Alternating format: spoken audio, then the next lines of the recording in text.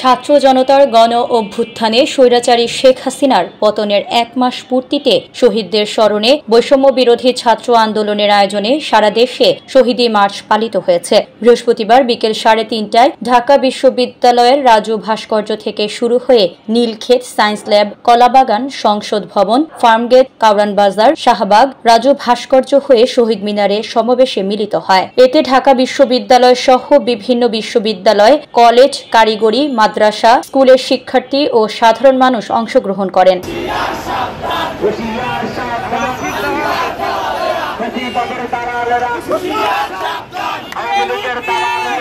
এই ধরনের বিভিন্ন স্লোগান দিতে থাকেন। এমনকি আশপাশের দোকানিরাও হাত নাড়িয়ে তাদের সঙ্গে সংহতি প্রকাশ করেন। শিক্ষার্থীরা জানান, ঠিক 1 মাস আগে ছাত্র জনতার আন্দোলনে স্বৈরাচারী সরকারের পতন ঘটে। এতে দ্বিতীয় স্বাধীনতার স্বাদ পায় বাংলাদেশ। এ বিপ্লব ফ্যাসিবাদী শেখ হাসিনার 15 বছরের স্বৈর শাসনের অবসান ঘটিয়েছে। তার শাসনে দেশে দুর্নীতি ও ভঙ্গুর অর্থনীতি তৈরি হয়। এ স্বাধীনতার বিনিময়ে হাজারো ছাত্র জনতাকে জীবন দিতে হয়েছিল। হাজার হাজার শিক্ষার্থী ও সাধারণ জনতা আহত হয়। অনেকে পঙ্গুত্ব বরণ করেন। অনেকে এখনও হাসপাতালের বেডে চিকিৎসাধীন রয়েছেন। তাদের শ্রদ্ধাভরে স্মরণের জন্যই এ কর্মসূচি। দাবিগুলো হলো: 1. গণহত্যাকারীদের দ্রুত গ্রেফতার করে বিচারের আওতায় আনতে হবে। 2. শহীদদের পরিবারগুলোকে আর্থিক ও আইনি সহযোগিতা দ্রুত সময়ের মধ্যে প্রদান করতে হবে। 3. প্রশাসনের দুর্নীতিবাজ ও ফ্যাসিস্টের দোসরদের চিহ্নিত করে অনতিবিলম্বে বিচারের আওতায় আনতে হবে। 4. গণভবনকে জুলাই স্মৃতি জাদুঘর ঘোষণা করতে হবে। এবং 5.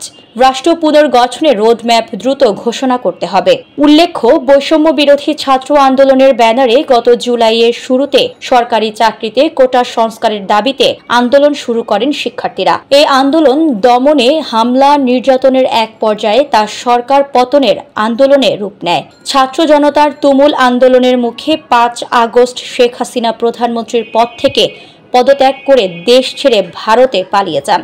এর মধ্য দিয়ে আওয়ামী লীগের টানা প্রায় 16 বছরের শাসনের অবসান ঘটে। আওয়ামী লীগ সরকারের পতনের 3 দিন পর গত 8 আগস্ট শান্তিতে নোবেলজয়ী ডক্টর মোহাম্মদ ইউনূসের নেতৃত্বে অন্তর্বর্তীকালীন সরকারের উপদেষ্টা পরিষদ শপথ নেয়।